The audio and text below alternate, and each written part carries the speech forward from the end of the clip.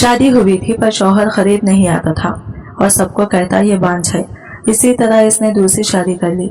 जब एक दिन तंग आकर मैंने घर छोड़ दिया और एक मजार पर बैठ गई। वहाँ रोज एक फकीर आता और कहता अपने हक के लिए लड़े। एक दिन मैं अपने हक के लिए खड़ी हुई और अपने ससुराल गई, लेकिन जो ही ससुराल में कदम रखा सारे कदमों में गिर गई और कमरे की तरफ इशारा करने लगी। मैंने जो ही कमरे में झांका दुनिया घूम गई कि वहां तो मैंने जैसे ही अपने ससुराल की दहलीज पर कदम रखा, एक फकीर मेरे कदमों में आकर बैठ गया और कहने लगा अल्लाह के नाम पर कुछ दे दो। मैं इस फकीर की जानिब देखकर सहम गई थी। जल्दी से अपने सलामी वाले पर्स से 1000 रुपये निकालकर इसे दे दिया। मेरी सास ने नागवारी से मुझे देखा और मेरा हाथ थामकर मुझे घर के अंदर ले गई, जबकि मैं इस फकीर के पर इसरार शख्सियत के बारे में सोचने लगी थी। मुझे इसकी आंखों में अपना बुरा मुस्तकबिल नजर आया था।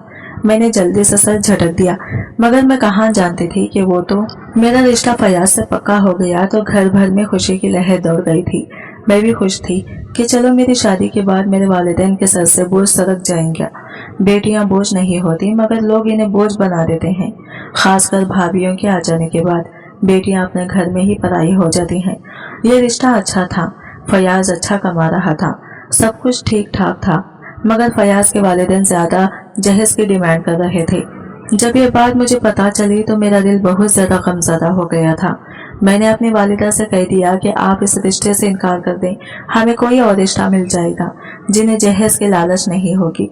अम्मी कहने लगी सानिया तुम 22 साल की हो गई हो, 2-4 बरस और गुजर गए तो तुम्हारे लिए रिश्ता आना भी बंद हो जाएंगी। मैं इनकी मजबूरी भी समझती थी मगर दिल मानता ही नहीं था कि मेरी वजह से मेरे वालिदैन पर इतना बोझ आ गिरे। खैर अब्बू ने जब हुक्म सुना दिया कि सानिया की शादी यही होगी तो फिर मैंने भी चुप साध ली थी, क्योंकि वालिद के हुक्म से बढ़कर मेरे लिए कुछ भी नहीं था। बस अफसोस मुझे इस बात का था कि मेरे वालिद को कर्ज लेकर मेरी शादी करना पड़ी थी। खैर जो शादी के दिन नजदीक आते जा रहे थे मेरे दिल में फयाज के लिए नरम गोशा पैदा होता जा रहा था। मैं सोचने लगी थी कि शायद फयाज अपने घर वालों से मुख्तलिफ हो सकता है वो जहेज की डिमांड पर अपने घर वालों से खफा भी हुआ हो। शायद फयाज के संग मेरी जिंदगी बहुत अच्छी गुजरने वाली हो। इसे शायद और काश के दौरान मेरी शादी हो गई और मैं रुखसत होकर फयाज के घर चली गई थी। जब मैंने निकाहनामे पर दस्तखत किए मेरे दिल में फयाज की मोहब्बत और भी ज्यादा बढ़ गई थी। हलाल की बरकत से मेरा दिल सरशाह था। रुखसती के वक्त आंखों से ढेरों आंसू भी बहे थे, मगर तब मेरा दिल खून के आंसू रोने लगा था जब अब्बू ने मेरे सर पर हाथ रखकर कहा सानिया जिस घर में तुम ब्याह कर जा रही हो अब वहां से तुम्हारा जनाजा ही उठे। ये ना हो कि तुम आए दिन नाराज होकर घर पहुंच जाओ। मेरे दिल में एक सवाल ने सर उठाया था, क्या शादी के बाद मेरा इस घर से रिश्ता खत्म हो गया है? अगर मेरे शौहर या ससुराल वालों ने मुझे तंग किया तो मैं क्या करूंगी? मैं ये सब सवाल अपने मुंह से ना बोल सकी थी। खैर मैं अपनी आंखों में हजारों सपने छुपाकर फयाज के घर रुखसत हो चुकी थी, मगर दरवाजे पर बैठे फकीर ने मुझे चौंका दिया था। इसने मेरे सामने हाथ फैला लिए थे। मैं घबरा गई थी क्योंकि मुझे इस फकीर की आंखों में अपना बुरा मुस्तकबिल नजर आ रहा था। मैंने अपने पर्स से 1000 रुपये निकालकर इसे थमाकर घर दाखिल हुई तो फयाज का खूबसूरत और वसी घर देखकर मैं सब कुछ भूल गई थी। मेरे जहेज का सामान इस घर में बच रहा था। मेरी सास मेरी वारे सदके जा रही थी। ससुर ने भी सर पर हाथ रखकर कह दिया कि तुम इस घर के लिए बहुत भागों वाली साबित होने वाली हो। मेरी सास मुझे फूलों से सजे कमरे में बिठा आई थी। मैं मुस्कुरा रही थी। मेरी आंखों के सामने मेरे शौहर का खूबसूरत सा चेहरा गर्दिश कर रहा था। मुझे ज्यादा इंतजार नहीं करना पड़ा था। मेरा शौहर दरवाजा खोलकर कमरे में दाखिल हो गया था। मैंने जल्दी से सर झुका लिया था, वो भी मेरे पास आकर बैठ गया था। मैं ज़ेरे लब मुस्कुरा रही थी। तब मेरे शौहर ने मेरा घूंघट उठाया तो मैं इसको देखने लगी थी। मुझे अपनी किस्मत पर रक्श हुआ था। तभी मेरे शौहर के मुंह से ऐसे अल्फाज निकले थे कि जमीन और आसमान की गर्दिश एक लम्हे के लिए रुक गई थी। फयाज बोला देखो तो मेरी किस्मत कितनी खराब है, मुझे तुम जैसी 5 औरत ही मिलनी थी क्या? ये अल्फाज मेरी समातों पर बहुत गिरा गुजरे थे। मैं हक्का बक्का बैठी अपने शौहर को देखती रह गई थी। मैं बोली फयाज आप ऐसी बात कैसे कह सकते हैं? शादी की पहली रात ही आप मुझ पर बांझपत का टैग नहीं लगा सकते। फयाज ने नाक से मक्खी उड़ाई थी और उठकर खड़ा हो गया। वो बाथरूम से कपड़े बदल कर आया तो सोफे पर जाकर लेट गया था। मैं अपने शौहर को देखती कि देखते रह गई थी। मुझे यकीन नहीं आ रहा था कि मेरी जिंदगी यूं पलटा खाएगी। मुझे तो लगता था कि शादी के बाद जिंदगी बहुत खूबसूरत हो जाया करती है, जैसे मेरी दोनों भाभीियों की हो गई थी। मेरे भाभीियों मुतवासित तबके से थी। मेरे वालिद ने ये सोचकर इनका रिश्ता मांग लिया कि गरीब घराने की हैं, चलो इनको मेरे घर में सुख तो मिलेगा। उन्होंने जहेज लेने से भी इनकार कर दिया था। वो जब ब्याह कर आई तो मेरे भाइयों ने इन्हें अपने हथेलियों का छाला बना लिया था।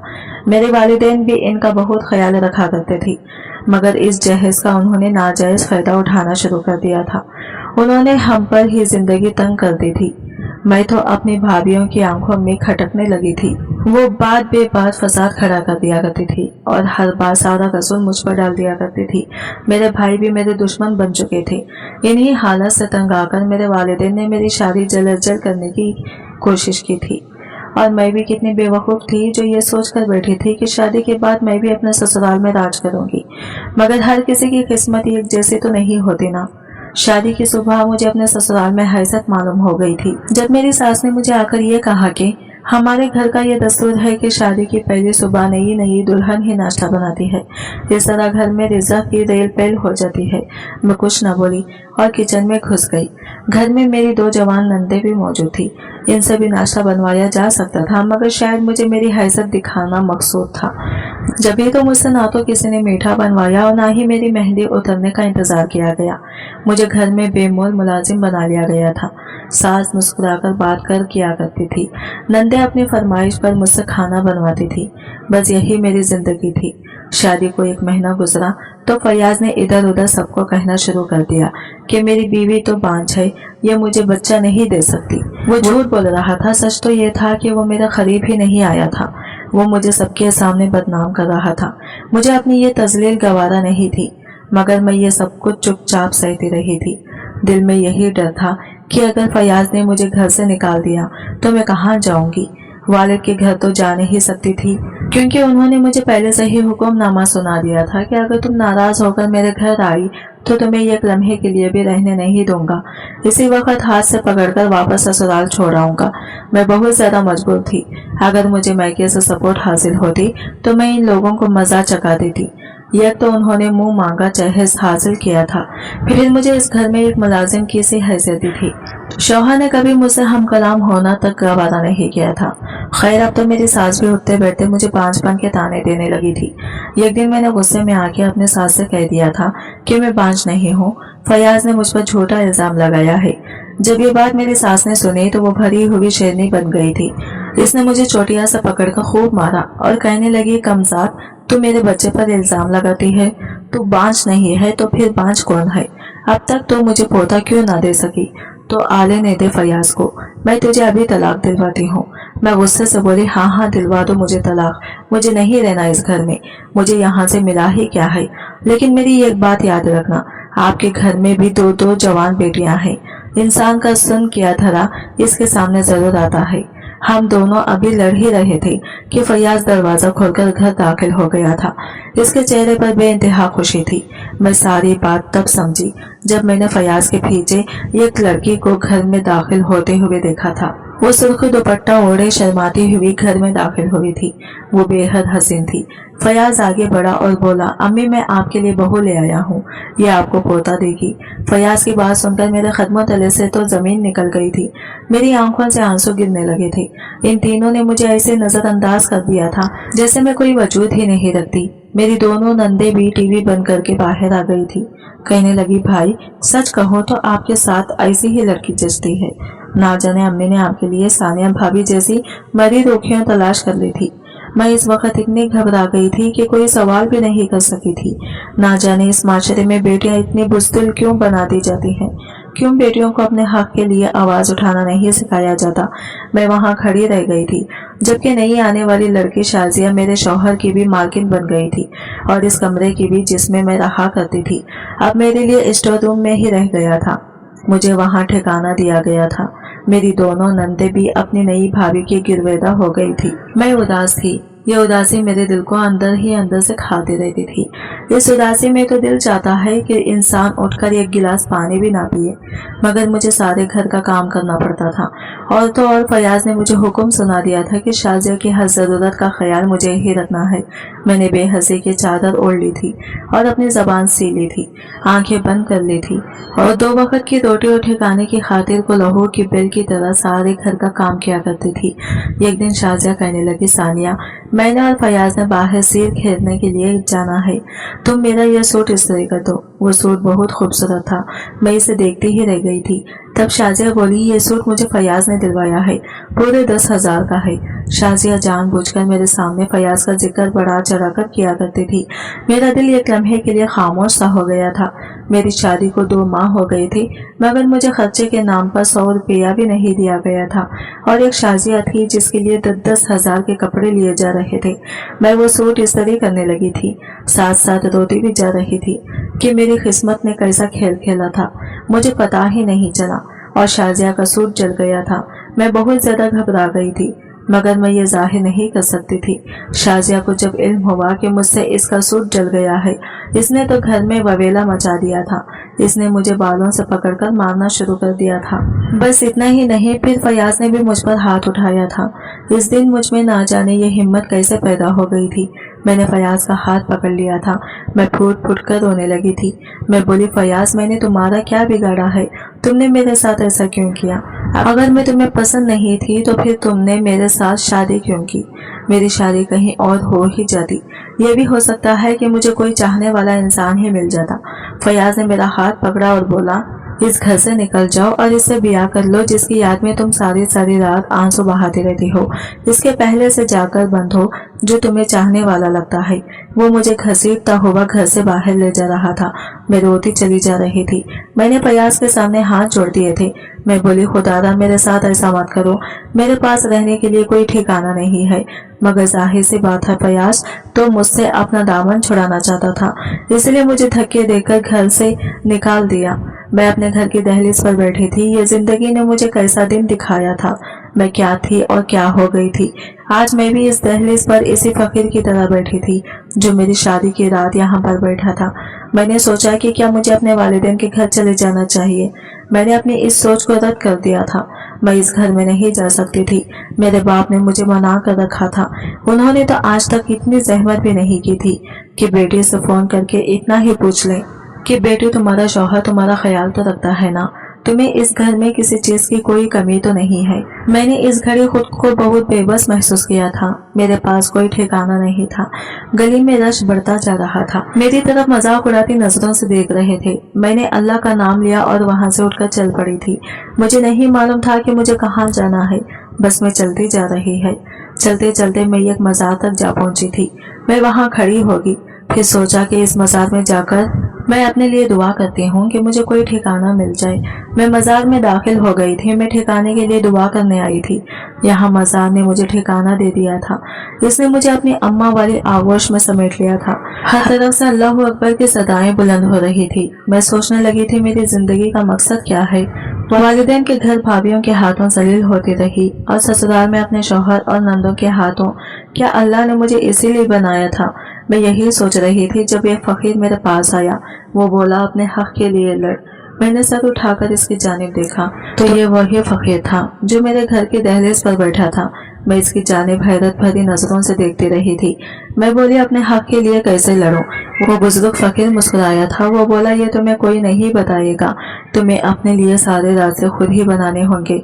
मैं रोने लगी थी। मैं बोली, मैं बहुत कमजोर हूँ, मैं अपने लिए कुछ नहीं कर सकती। वो कहने लगा, अल्लाह किसी भी बंदे पर इसकी ताकत से ज्यादा बोझ नहीं डालता। इतना कहकर वो चला गया था। अब मेरे रोजो शब मजार के एहताते में गुजरने लगे थे। वो फकीर हर रोज मेरे पास आता और कहने लगता, अपने हक के लिए लड़।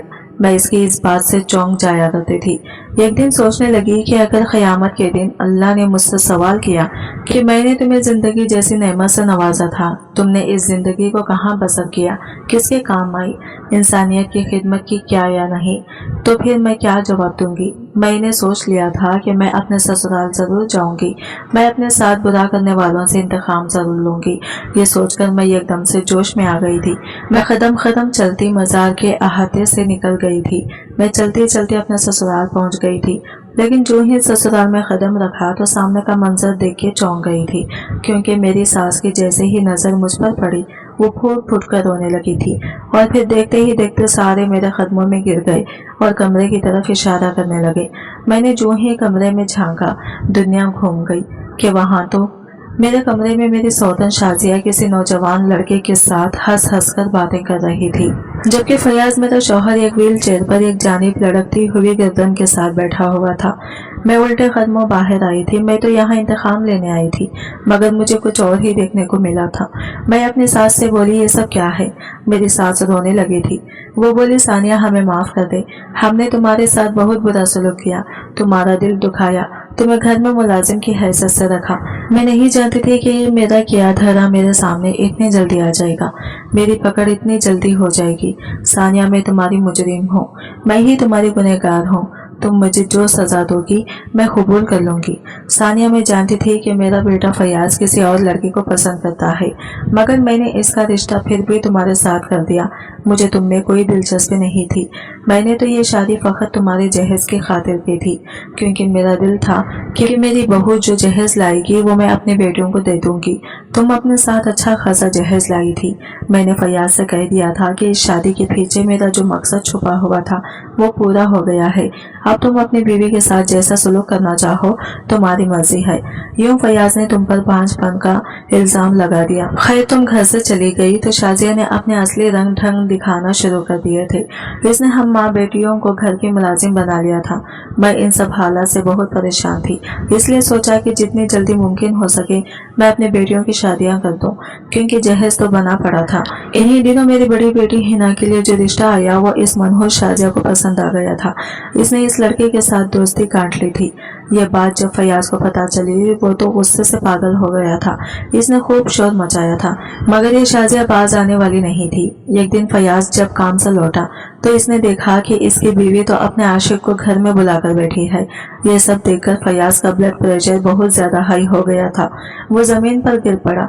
हम माँ बेटियों ने ही इसे हॉस्पिटल पहुंचाया, मगर वहां जाकर पता चला कि फयाज को तो फारिज का अटैक आ गया है।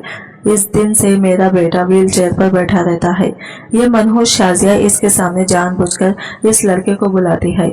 मेरा बेटा ये सब देखकर कड़ाता रहता है। मुझे पता है शाजिया मेरे बेटे को मार देना चाहती है ताकि इस लड़के से शादी कर सके। अब तुम आ गई हो ना, हमारे हक के लिए तुम ही आवाज उठाओगी। मैं मुस्कुरा दी और बोली, आंटी मैं तो अपने हक के लिए आवाज उठा नहीं सकी, आपके लिए क्या उठाऊंगी। ये सारी सूरत हाल देख के मैंने अपने अब्बू को फोन किया था। मैंने इन्हें सारी दास्तान सुना दी थी। मैं बोली, अब्बू क्या अब आप मुझे अपने घर में रखेंगे? अब्बू बोले, सानिया नहीं, मैं तुम्हें अपने घर में नहीं रख सकता।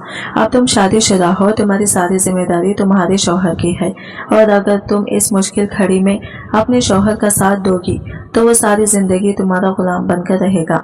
तुम अपने घर में रहो, अपने माजूर शौहर की खिदमत करो। इतना कहकर उन्होंने फोन बंद कर दिया था। मैं सोचने लगी कि अगर मैं फयाज की खिदमत करने लगूं तो वो जब ठीक हो जाएगा मेरे साथ क्या सलूक करेगा, एक बार फिर से मुझे अपने घर से निकाल देगा। मैंने अपना फैसला खुद करना था, मगर मैं कहाँ जानती थी कि मेरा फैसला तो फयाज पहले से ही कर चुका है। मुझे शाजिया ने तलाकनामा थमा दिया था। मुझे फयाज अपनी बीमारी से खबर ही तलाक दे चुका था। मुझे ये जानकर जरा भी दुख नहीं हुआ था। खैर, मैंने अपने ससुराल से अपने जेवरात उठाए, मगर वो भी मुझसे शाजिया ने छीन लिए थे। मैं खाली हाथ ही अपने ससुराल से निकल आई थी। अब की बार मैं एक दारुल अमान में चली गई थी। वो एक यतीम खाने के करीब बनी इमारत में था। मैं एक पढ़ी लिखी लड़की थी, इसलिए मैंने सोच लिया था कि अपनी इस जिंदगी को लोगों की भलाई के लिए वक्फ कर दूंगी। मैंने इस यतीम खाने में पढ़ाना शुरू कर दिया था। मेरी जिंदगी को एक सिमत मिल गई थी। मैं बेइंतहा खुश थी, लेकिन मैं कहाँ जानती थी कि मेरी जिंदगी मेरे लिए और भी खुशियाँ अपने दामन में सिमट कर बैठी है। इस यतीम खाने के मालिक ने मुझे शादी की ऑफर की, जो कि मैंने कबूल कर ली थी। मैं अहमद अली से शादी करके बेइंतहा खुश हो चुकी थी। मेरी जिंदगी से गमों के साए छट गए थे। अब मुझे इस फकीर की बात अक्सर याद आती है। इसने ठीक ही कहा था कि अपने हक के लिए लड़ नहीं तो मैं सारी जिंदगी इसी मजार के एहता में गुजार देती हूँ। आज की वीडियो कहानी आपको कैसे लगी कमेंट करके जरूर बताइएगा, और वीडियो अच्छी लगी है तो लाइक शेयर जरूर कीजिएगा, हमारे चैनल को सब्सक्राइब करें। फ्रेंड्स, मिलते हैं अगले न्यू वीडियो के साथ। तब तक के लिए बाय बाय, टेक केयर, अल्लाह हाफिज।